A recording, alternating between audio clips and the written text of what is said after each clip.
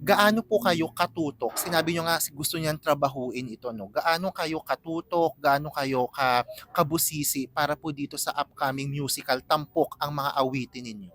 Okay. So, yung trabaho, tatrabahuin, ibig sabihin bibigyan ng more attention, more focus on the music, na ang music na ilalabas na J-Proc, na hindi lang J-Proc na kanta mismo, pero pero merong mga kailangan, may mga supporting mga kanta yan para at least, para bang building, nagtatayo ako ng building para tumibay ang building, lalagyan mo ng foundation, lalagyan mo ng pillar. So yung pillar na yon kailangan, saka foundation, kailangan matibay. So, bibigyan ng concentration. Sabihin, pagdating sa music, yan naman ang forte natin. So, bibigyan natin ng ibang flavor. Wow! Ang inaabangan dito ng mga fans ng musical at ng music niyo, sino yung napupusuan yung gaganap sa ano na 'to, sa musical na 'to? Sino po naiisip ninyong gaganap na bida? Yung mga gaganap, sinasabi pa lang sa akin, pero hindi ko pa sila nakikita, how they are going to do it, wala pa ako doon.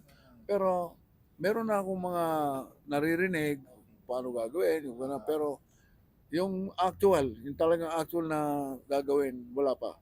Wala May pa. may napupusuan po ba kayong artista na gaganap? Wala ako. Hindi ko trabaho yung pusuin. Siyempre si Derek ang bahala ron. So, siya ang bahala ron.